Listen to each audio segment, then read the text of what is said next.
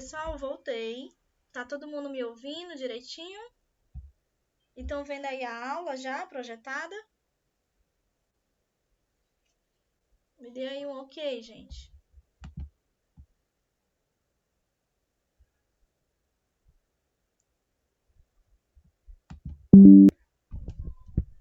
Show. Pronto, a gente vai, assim, continuar o código de ética. Deixa eu só ver aqui o que tem essa aula.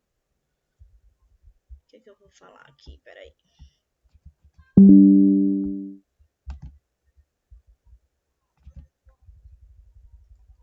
É a continuação do código de ética, gente. A gente ainda não terminou aí o nosso código de ética, certo? Agora a gente vai falar do capítulo 4, que é o capítulo das infrações e penalidades, certo? E aí a gente fala que é a caracterização das infrações éticas, bem como a aplicação das penalidades, certo? Só que a gente precisa saber primeiro o que é uma infração ética e disciplinar, né? Considera-se infração ética e disciplinar a ação, a omissão, a conivência que implique em desobediência de um profissional ou inobservância, ou seja, ele não observou o que o código de ética do profissional estava dizendo, né? E não observou também as normas do sistema do COFEM dos conselhos regionais, ou seja, o COFEM e os CORENs estaduais, certo? Então, ele infringiu aí o código de ética, certo? E aí nós temos aqui, ó, o profissional de enfermagem responde pela infração ética ou disciplinar que cometeu ou contribuir para a sua prática e quando cometida por outra pessoa, né, dessa pessoa obtiver benefício. Então, qualquer tipo de infração, né, ele vai estar respondendo também legalmente. A gravidade da infração é caracterizada por meio da análise dos fatos, do ato praticado, dos atos omissos e dos resultados. Então, tudo isso é colocado numa balança para analisar. O que foi que esse profissional fez? Ele fez alguma coisa errada. Mas esse fato errado, ele foi um sinal de grave ou não? Então, foi colocado aí numa balança para ser analisado, né? A infração é apurada em processo instaurado e conduzido nos termos do Código de Processo Ético Disciplinar aprovado aí pelo Conselho Federal de Enfermagem, pelo COFEM.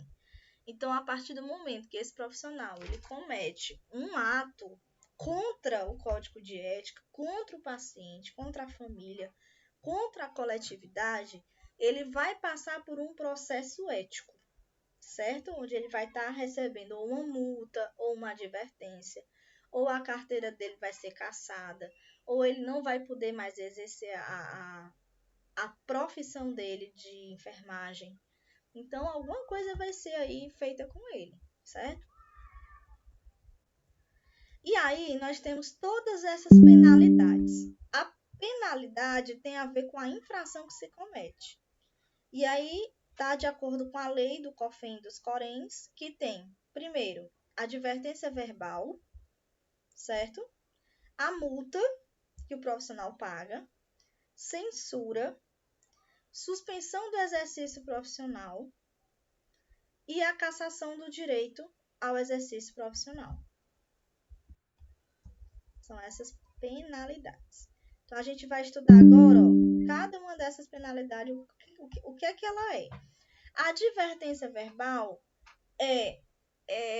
você pode estar fazendo aí, ó, admoestação ao infrator de forma reservada, que será registrada no prontuário do mesmo, na presença de duas testemunhas. Então, ele recebe uma advertência verbal do conselho, um representante do conselho, conversa com esse profissional, adverte ele de forma verbal e registra no prontuário desse profissional e ainda tem duas testemunhas daquela situação, certo? São coisas mais simples, né? Quando tem aí advertência verbal. A multa é obrigatoriamente um pagamento de 1 a 10 vezes o valor da anuidade. Então, vamos supor que a anuidade aí do técnico de enfermagem esteja no valor de R$ 250, que é mais ou menos esse valor. Então, ele pode pagar de 1 a 10 vezes em cima desse valor aí, certo? De acordo com o ato que ele fez. E o Código de Ética, ele fala aqui quais são as penalidades de cada situação.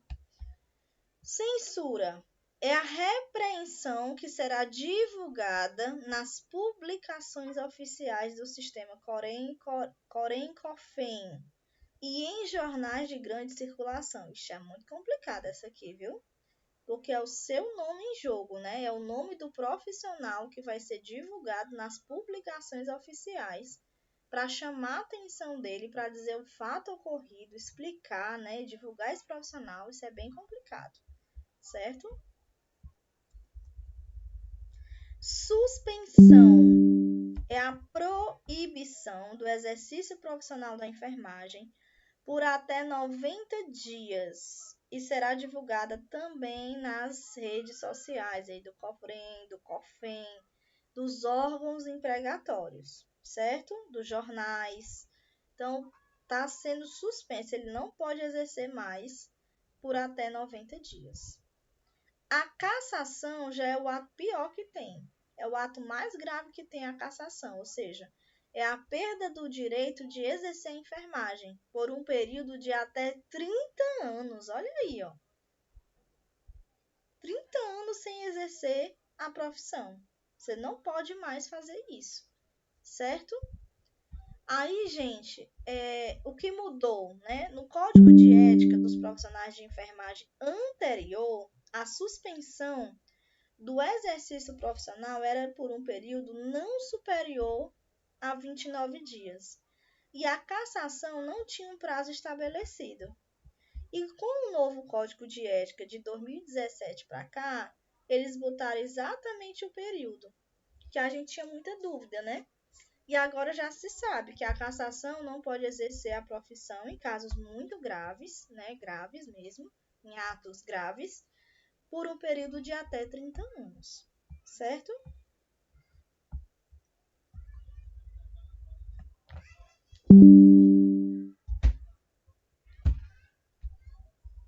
As penalidades aplicadas deverão ser registradas no prontuário do infrator, isso que a gente já falou também, né?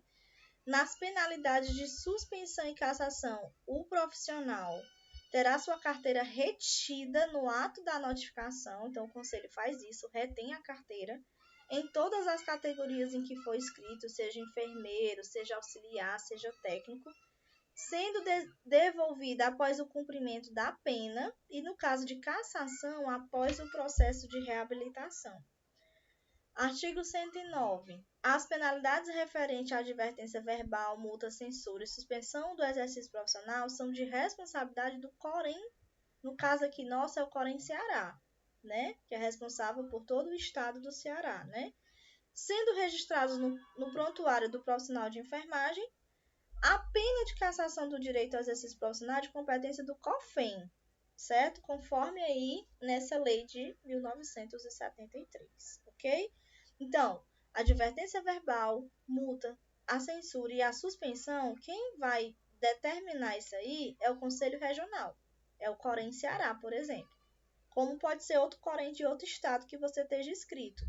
Mas, quando se fala de cassação, que é algo mais grave, aí eles já jogam mais para o órgão federativo, que é o COFEM. Ok?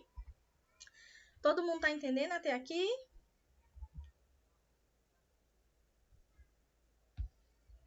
Tudo certinho?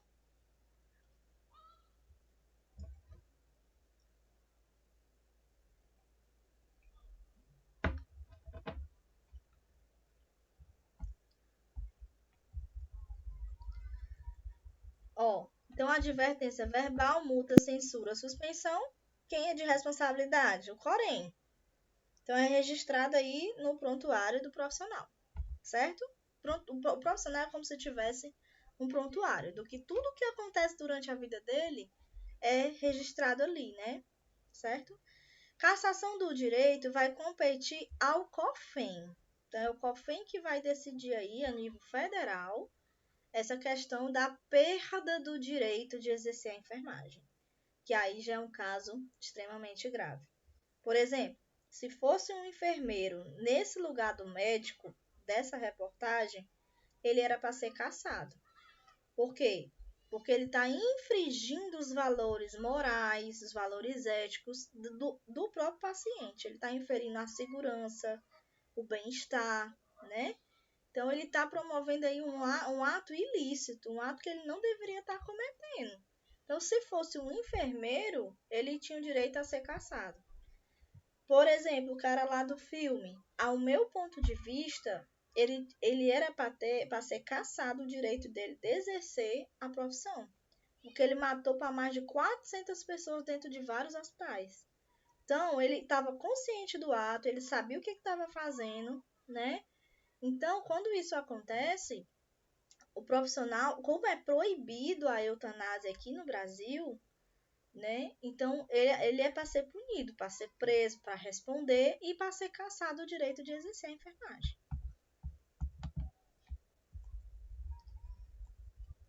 E aí, gente, para garantir, né, em relação à penalidade, o que a gente tem de algumas situações envolvidas aí, né? A gente tem a gravidade da infração, se é leve, se é moderada, se é grave, se é extremamente grave, isso aí vai depender do ato cometido pelo profissional.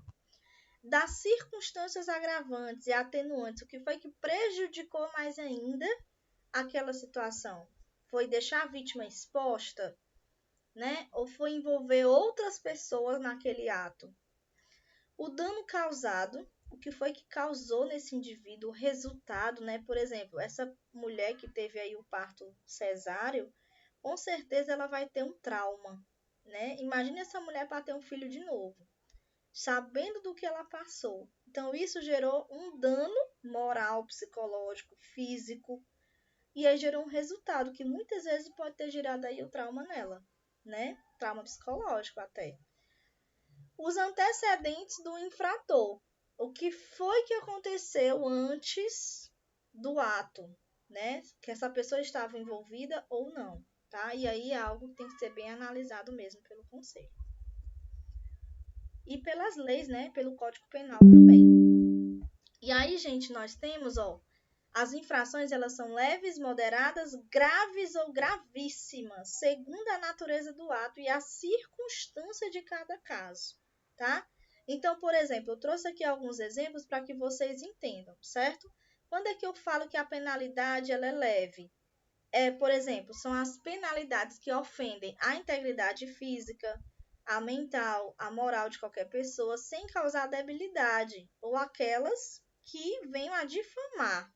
Então, por exemplo, você está difamando o seu colega, está falando do seu colega, está prejudicando ali a vida profissional dele.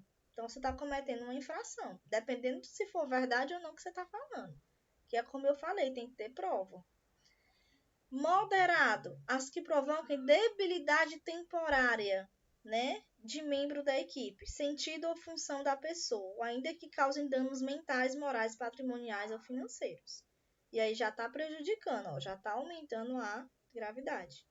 Quando é que é grave? Grave é as que provoquem perigo de morte, debilidade permanente de membro, sentido, função, dano moral e que cause danos mentais, patrimoniais ou financeiros. Isso é grave. Gravíssima, as que vão provocar a morte, debilidade permanente no membro, olha só, sentido da função, dano moral irremediável, ou seja, irreparável da pessoa. É algo que não consegue mais voltar atrás. Então, é um ato gravíssimo, né? Então, vai depender aí do que o profissional fez.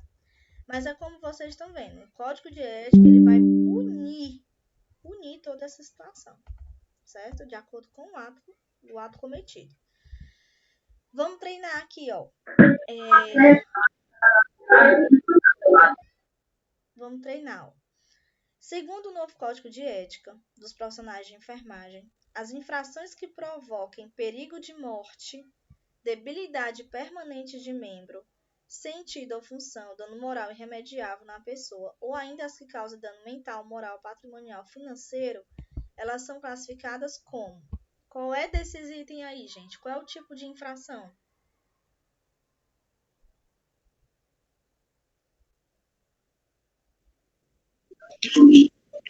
Infração grave. A D. O que mais? Quem é mais que acha que é a letra D?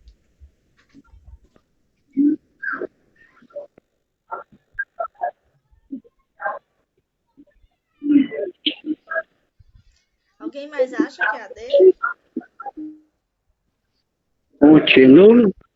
Continuo na C. Gente, é a letra D. É infração gravíssima. Por quê? Porque aqui eu tô falando de morte, de debilidade permanente. Será que eu tô certa? Vamos aqui, ó. Vamos voltar aqui pra gente ver, ó. Debilidade permanente. Tá aqui, ó. Gravíssimo, ó. Morte, debilidade permanente, afeta o sentido, a função, dano moral irremediável na pessoa. Aí a gente vem pra cá pra questão, ó. Debilidade permanente, vai provocar o perigo de morte, dano moral irremediável, dano mental, moral, patrimonial, financeiro. Então, é a letra D de dado, infração gravíssima. Certo? Essa é a resposta correta. E aí tem a questão das circunstâncias atenuantes. O que é que pode piorar mais ainda o caso? Por exemplo, ter o infrator procurado logo após a infração, por sua espontânea vontade aliás, são consideradas situações atenuantes, ou seja, que consegue amenizar mais a situação. Aqui é amenizar, tá? Ter o infrator procurado logo após a infração por sua espontânea vontade. Então, ele faz o ato, procura a justiça, procura o conselho e fala do que foi que ele fez. E aí consegue atenuar mais porque ele está confessando o ato, certo? E as consequências. Ter bons antecedentes profissionais. Então, passou por alguns hospitais que não cometeu erros. Por exemplo, o enfermeiro da noite passou por vários hospitais. Então, nenhuma circunstância que ele tentasse falar ali não era atenuante, porque ele já vinha com esse costume fazendo isso de outras instituições, né? De outros locais. Realizar atos sobre coação, intimidação ou grave ameaça. Realizar atos sobre emprego real de força física. Ter confessado espontaneamente a autoria da infração. Olha aí, ó. Ter colaborado espontaneamente com a elucidação dos fatos. Então, consegue amenizar mais aí o caso dele, né? Isso aqui tá lá no nosso Código de Ética. O que é que são consideradas circunstâncias agravantes? Ser reincidente. Fazer mais de 2, 3, 4, 5, 10 vezes o mesmo erro, sabendo que tá errado. Olha aí, ó. Olha como o filme traz pra gente isso aí, tá vendo? Causar danos irreparáveis. Dano irreparável. Gente, causar a morte numa pessoa é dano irreparável. Fazer com que a pessoa perca um membro por falta de cuidado, falta de assistência, é causa irreparável. Cometer infração dolosamente. Cometer infração por motivo fútil. Não tem um motivo assim concreto, né? Cometer esses atos. Facilitar ou assegurar a execução ou ocultação. Só um minutinho, pessoal, por favor.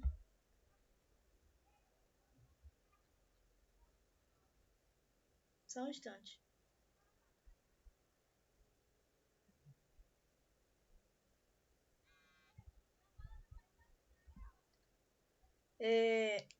Desculpem, eu vou voltar aqui, gente. Estava aqui respondendo aqui uma mensagem importante.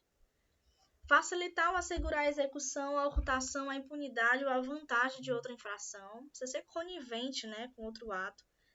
Aproveitar-se da fragilidade da vítima. Olha aí, ó. O paciente está em centro cirúrgico, o paciente está frágil, é uma pessoa idosa, né, ó. Complicado, é uma criança. Cometer infração com abuso de autoridade ou violação do dever do cargo. Ter maus antecedentes profissionais, já falamos, né? Passar por outras instituições e cometer o mesmo erro. Alterar ou falsificar a prova ou concorrer para a desconstrução de fato que se relacione com o apurado, a denúncia, de acordo com a condução do processo ético. É É você falsificar uma prova, né? Você dizer que é aquilo ali e não é. Ou o contrário. Então, aqui o Código de Ética, ele mostra os artigos, né? A numeração de cada artigo. E aí eu vou deixar para que vocês peguem o código aí e leiam, tá certo? Novamente. E vocês vão estar identificando aí se teve infração, tá bom? Com relação à pena de advertência verbal, aí ele fala que é os artigos 26, 28, 29, 30 e assim vai, tá certo? Esses aí é pena de advertência verbal. O pena de multa, ele é aplicável em outros artigos, que são esses outros, ó. Também no 28, 29, 30, 31.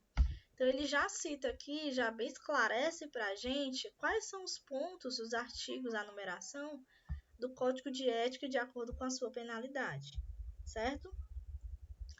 Pena de censura nesses outros, ó, 31, 41, 42, e aí vocês vão dar uma lida depois e vão estar identificando.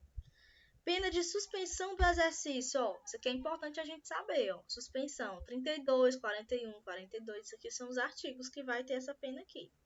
Pena de cassação é nesses aqui, ó, 45, 64, 70, 72. E aí, como eu falei para vocês, depois vocês vão ler aí com calma, identificando aí as penas, tá certo? O que é que o paciente aí tá passando junto aí com o profissional, tá bom? Eu vou até ter que postar um fórum para vocês.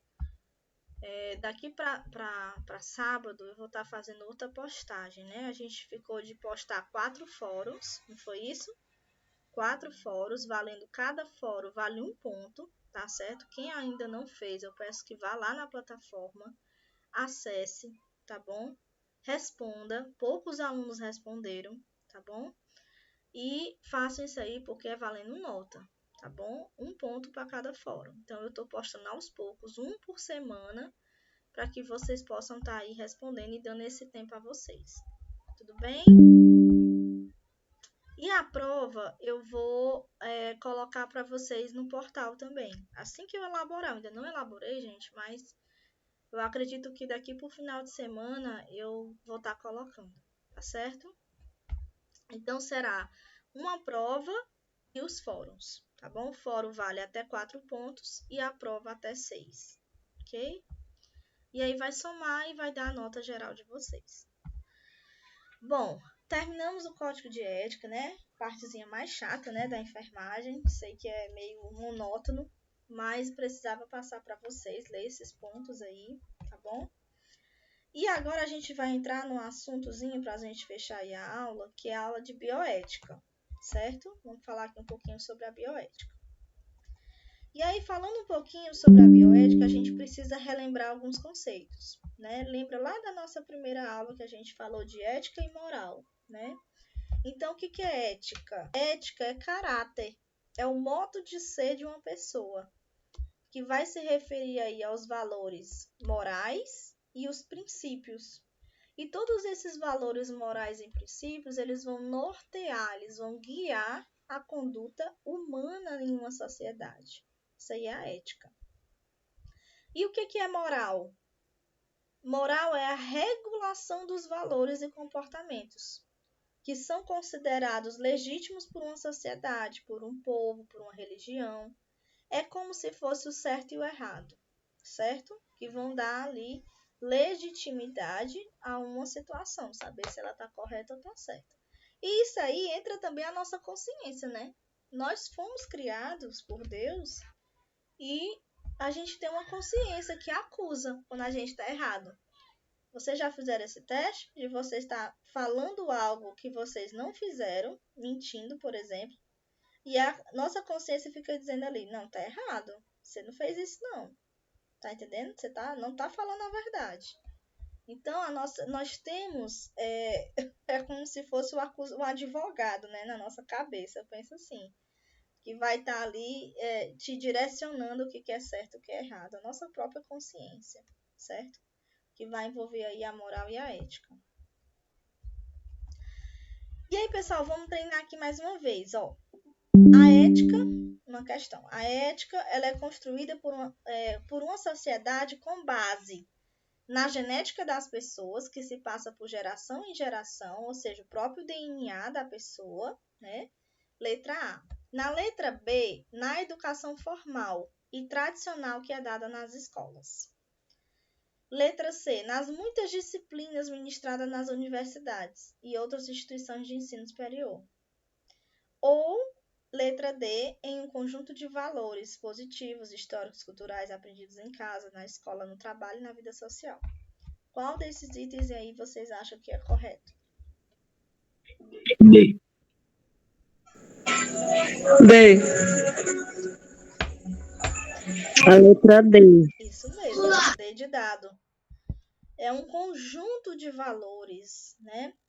Que tem a ver com a nossa cultura, com a nossa história. São os valores, né, que a gente aprende dentro de casa com os nossos pais. São os valores que a gente aprende dentro de uma escola, no ambiente de trabalho, na nossa sociedade de forma geral. E aí, bioética, o que é bioética, né?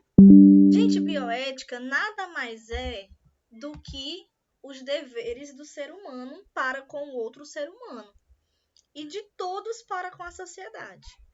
Então, esse autor, ele relacionou a ética com isso aí, né? Qual é o nosso dever como ser humano para com o próximo? Por que a gente está aqui no planeta Terra? Temos um propósito, né? Vocês pensam assim também? Que a gente está aqui como se fosse um propósito, né? Tem que ter um motivo para a gente estar aqui nesse mundo.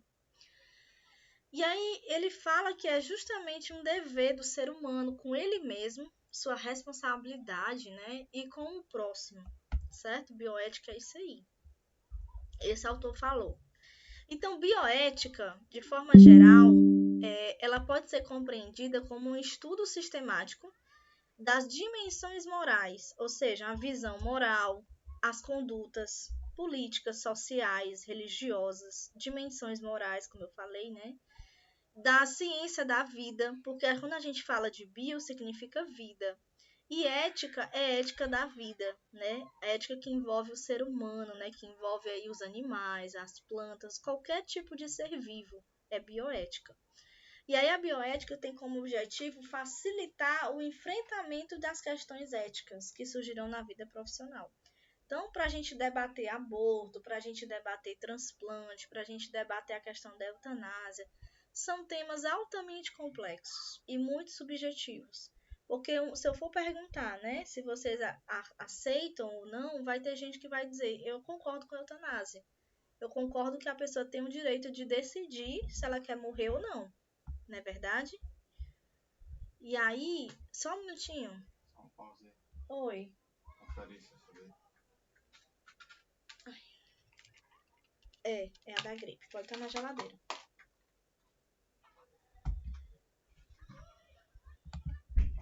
E aí, gente, para debater essas questões, né, ela é muito subjetiva.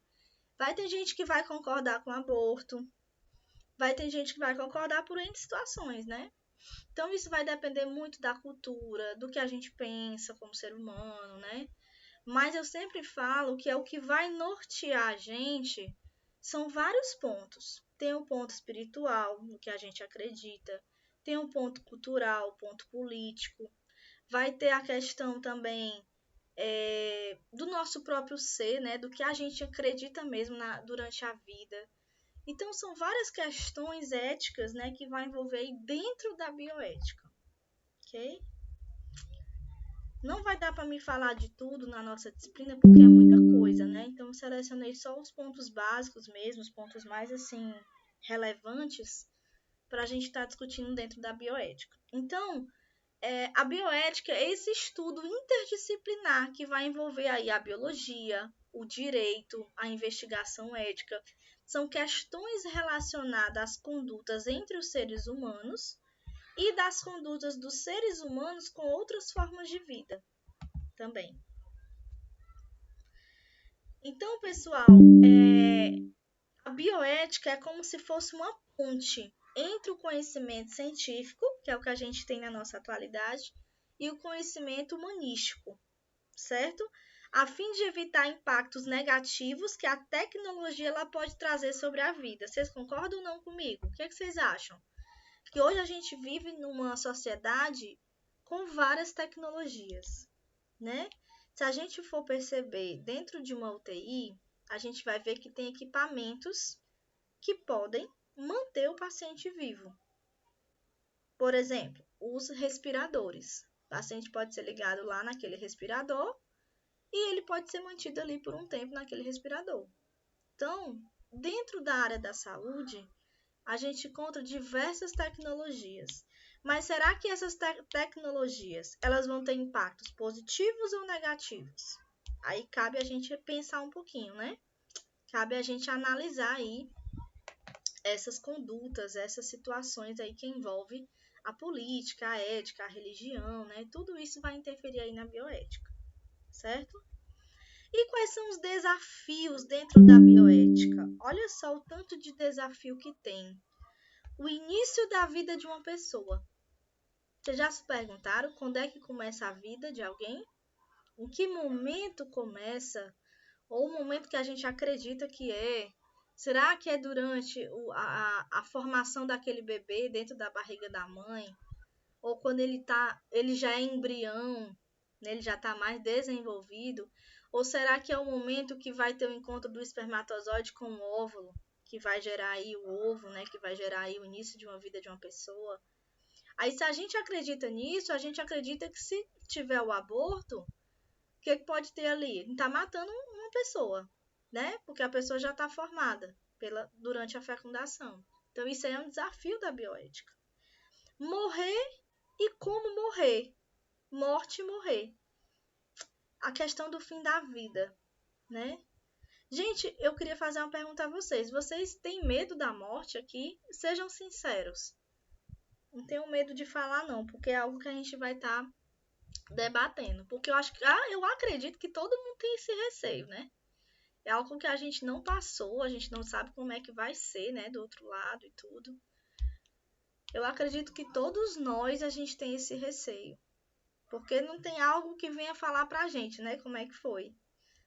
Então, essa questão é algo, né, muito subjetiva, né? Como eu tenho falado.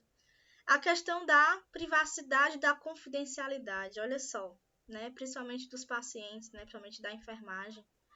O abuso contra a pessoa, olha só. Tanto de situação que a gente já citou aqui, né? De filmes, de reportagens. Os deveres com a geração futura. Qual é o meu papel como profissional? O que é que eu estou levando de legado? É algo para vocês refletirem. O que é que vocês estão levando de legado na vida de vocês, como seres humanos de valores, né? Como seres humanos que têm dignidade, que têm respeito. Qual é o papel de vocês como mães? Quem aqui já é mãe? Tem filhos?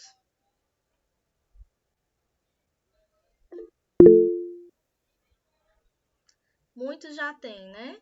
Juscelene, Adriana, Vânia, Natália, Gerciane, a maioria, né? Manuela, Amanda.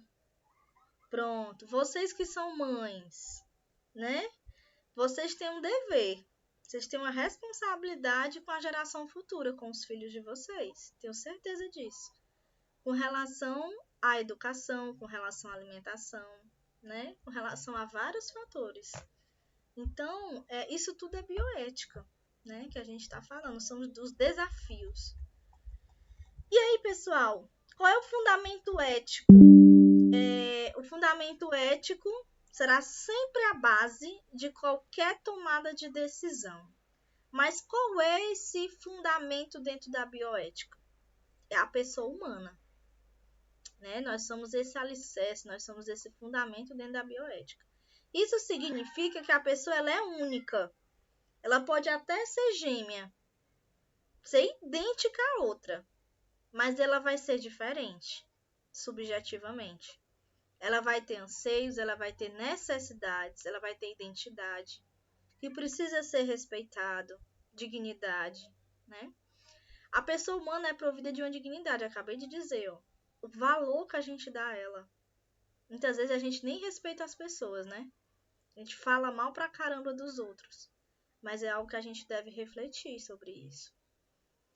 A pessoa é composta de diversas dimensões, tanto a dimensão social, moral, espiritual, biológica.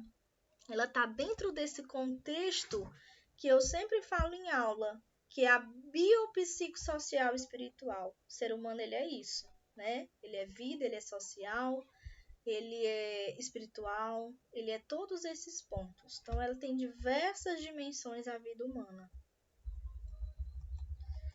E aí, qual a importância da bioética para a sociedade? O que vocês acham de tudo isso que eu falei? Qual é a importância que vocês dariam à bioética para uma sociedade? Quem pode me responder?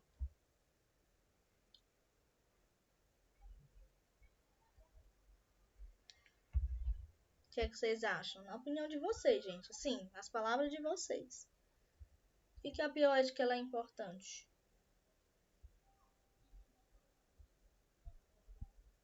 Vocês estão dormindo?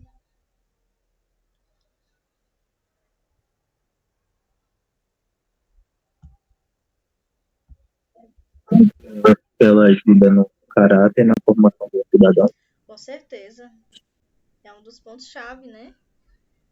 Influencia consideravelmente no caráter, na formação humana, até porque a gente acabou de falar que o ser humano ele tem diversas dimensões, né? A bioética é importante também até para enfrentar os desafios, né, que a gente tem por aí, certo?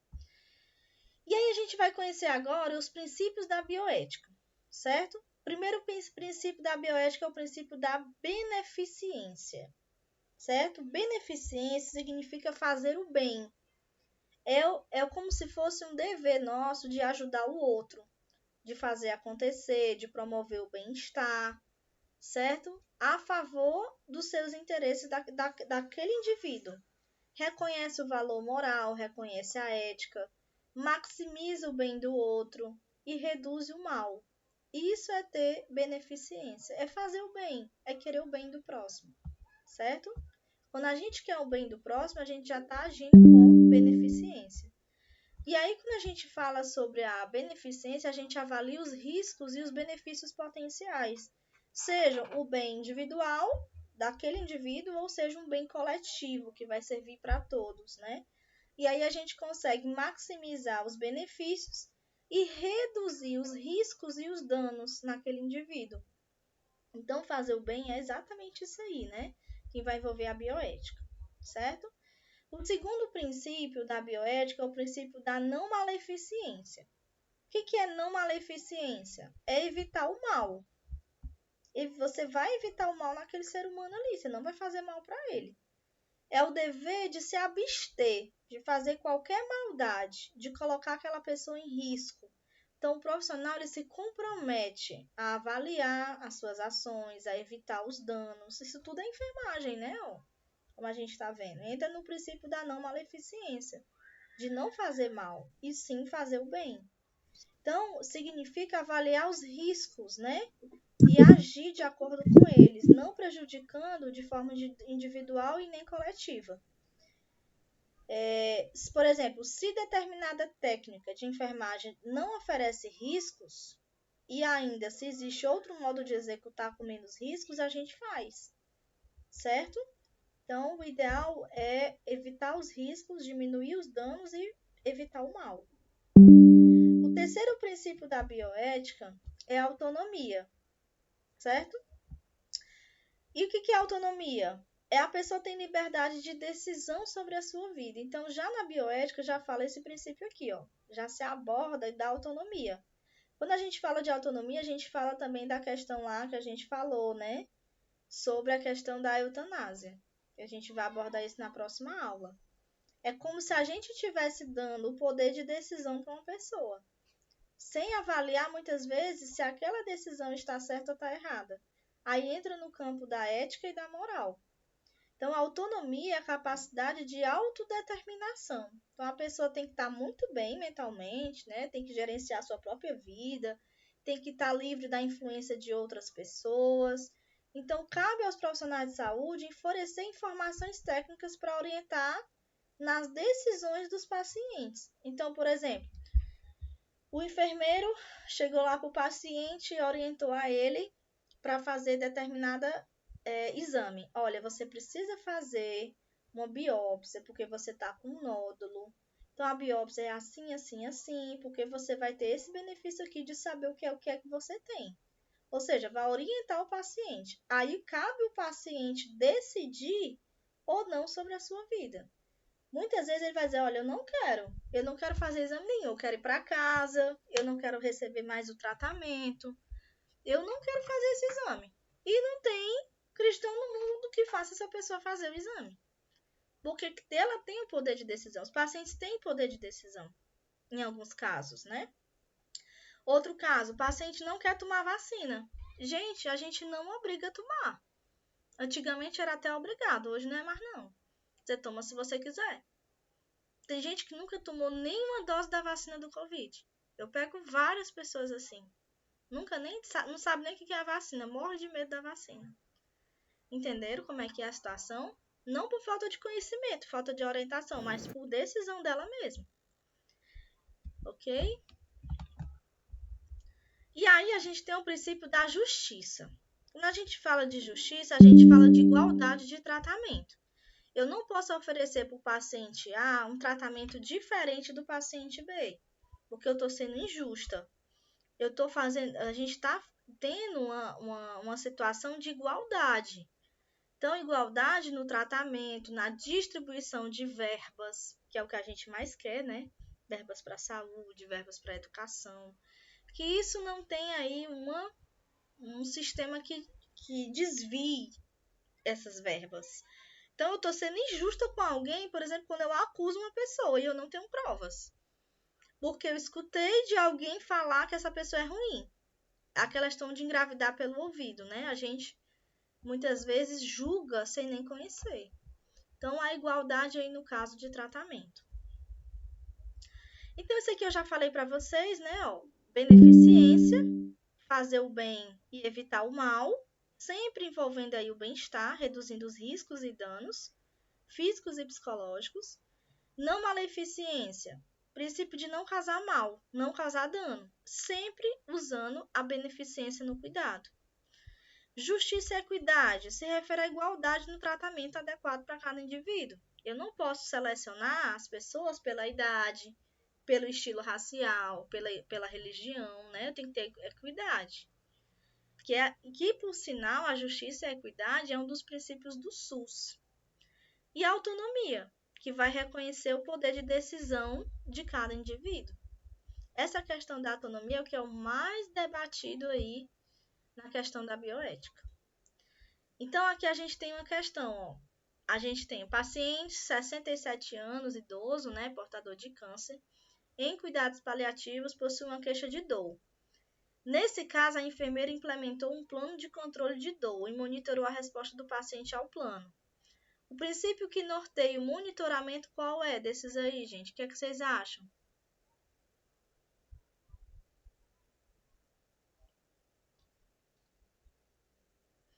A enfermeira implementou um plano de cuidado dentro da enfermagem para monitorar o paciente, para cuidar do paciente, para diminuir a dor, para administrar medicamento.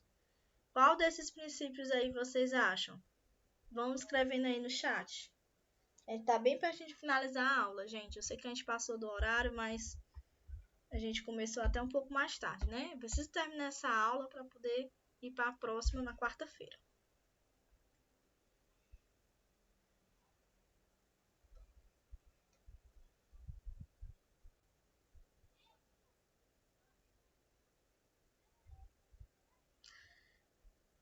Pessoal, essa resposta dessa questão é a letra C de casa. É a beneficência, porque eu estou falando aí dos princípios éticos, certo? Porque se a enfermeira fez um plano de cuidado, o paciente está em cuidados paliativos, quer aliviar a dor do paciente, quer promover o bem dele, o bem-estar, o conforto, isso aí é beneficência, tá certo? Então, é a letra C de casa.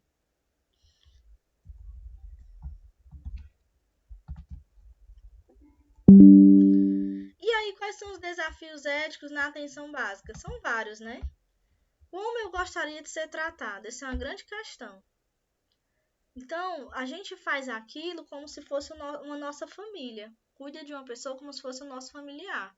Então, como eu gostaria de ser tratado se eu estivesse no lugar desse paciente? Né? Algo para a gente se perguntar. Em relação à postura profissional, entre família, paciente, equipe de saúde. Então, para se aproximar, o profissional ele deve ser único.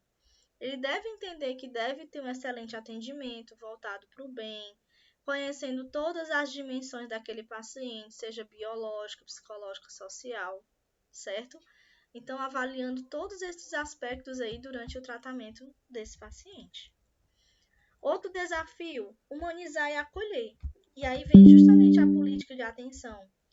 A humanização na assistência, né, que fala que é um desafio, né? Da questão do modelo biomédico, né? Aquele modelo mais ultrapassado, né? Aquele modelo que só o médico mandava, só ele tinha autoridade. E hoje é totalmente diferente. Hoje ele tem uma equipe que ele faz parte que toma decisões junto com a equipe. Claro que vai ter decisões de acordo com a competência dele, mas também vai ter decisões dentro da equipe de saúde. Esclarecimento, que é para que uma pessoa possa consentir algo, um tratamento, ela deve ser esclarecida, né? Então, muitas vezes a gente não explica as coisas, não explica como tomar um medicamento, não explica que o paciente vai passar por uma cirurgia, que tem que ser assim, assim, assim, que ele tem que deixar de comer, né? Então, assim, é todos esses cuidados, né, que a gente precisa passar para eles. Ninguém é obrigado a saber de tudo, mas a gente deve esclarecer. Privacidade e sigilo, a gente já falou dentro do Código de Ética, né? A gente falou que a privacidade é um direito de qualquer paciente. Então, se você for manejar o paciente, for fazer um curativo, por exemplo, coloca lá o biombo, coloca aquele, como é o nome, gente? Como se separasse o paciente do outro, o biombo, né? E aí você não vai estar expondo ele, né, de forma assim, errada. A questão da Ai, quase que não sai, gente. Confidencialidade das informações, né? De você não ter o direito ao sigilo. E no caso de quebra de sigilo, é só quando for necessário. Quando realmente tiver envolver aí a justiça, certo?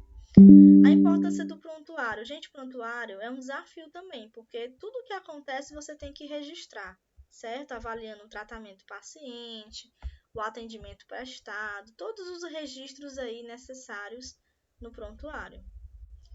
E aí a gente tem aqui duas questões para a gente fechar a nossa aula de hoje, que esse paciente aqui, ó, 59 anos, sexo feminino, vítima de agressão sexual. A enfermeira solicitou diversos exames laboratoriais, orientou detalhadamente a paciente e seu acompanhante sobre quais exames estavam sendo solicitados, o material necessário para a sua realização e os procedimentos necessários para a sua obtenção. Esclareceu todas as dúvidas apresentadas pela paciente e acompanhante, e a seguir solicitou autorização da usuária para iniciar a coleta, ou seja, um exame laboratorial. Ao agir dessa forma, a enfermeira atende ao princípio de bioética. Qual é o princípio aí, gente? Nesse contexto.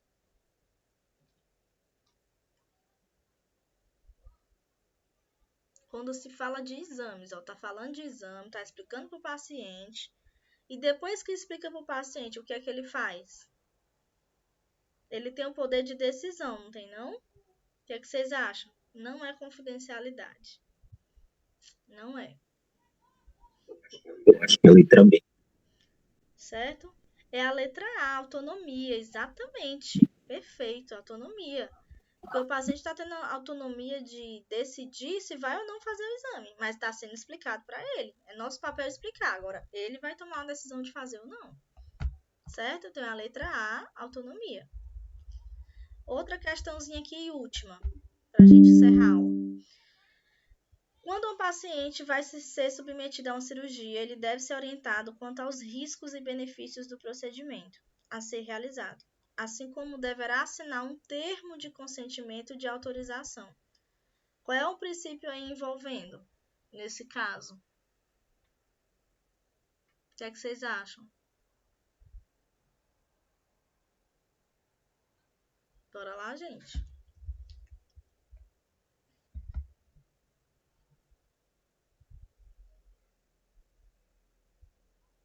Perfeito. Autonomia também. Do mesmo jeito do outro.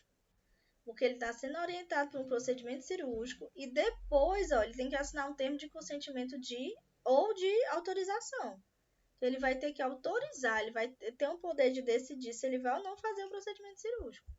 Tem casos de emergência que não passa por isso aqui, vou autorizar, não, porque casos que envolvem risco de vida, certo? Então, como a família muitas vezes acompanha o paciente, a família vai ter o poder de decisão também nesses casos, quando o paciente está inconsciente, está em coma, está correndo risco de vida, né? Então, tem toda aquela questão da autorização. O médico, quando a minha mãe estava dentro da UTI, ele perguntou para mim, olha, se a sua mãe tiver uma parada, você autoriza a gente reanimar? Aí eu falei, pode reanimar, fazer tudo que for necessário, né?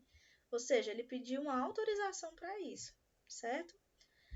A questão da letra B, fidelidade, não é, gente. Não tem a ver com essa questão. Porque aqui fala de um procedimento cirúrgico que foi explicado para ele e que ele vai precisar ou assinar um termo que está ciente do procedimento e que está autorizando ali aquele procedimento. Então, ele vai ter um poder de decidir, que não tem a ver com fidelidade. Tem a ver com autonomia, certo? E aí, pessoal, a gente finalizou a aula de hoje. Graças a Deus, né? A gente conseguiu terminar o conteúdo, tá bom? Eu agradeço, assim, a participação dos 25 alunos que estão aqui. Coloquem o nome agora no chat, que eu vou estar fazendo aqui a chamada, anotando aqui o nome de vocês. Oi? Professora, é Ediane, aqui tá muito ruim de área, viu? Mas eu tô aqui. Boa noite, obrigada. É porque aqui tá muito ruim de área, viu? Mas eu tô aqui ainda. Você aqui na aula. Então, pessoal. Tá bom, meu filho. Boa noite. Deus abençoe. Tranquilo. Então, vão colocando aí, ó, que eu vou anotando, tá certo? Pessoal, muito obrigada. Desculpa aí ter passado o horário, mas a gente precisava realmente terminar. Tá bom? Desejo uma excelente noite a todos. Obrigada. E aí, estamos de volta aqui na quarta-feira, tá bom? Discutindo aqui mais casos aqui de bioética. Espero de verdade, assim, que vocês tenham gostado, né? Eu acho que eu não dei o meu 100% como eu queria hoje, né? Ainda tô me recuperando, mas vai dar tudo certo, tá bom? Beijo a todos e vão colocando o nome aí no chat.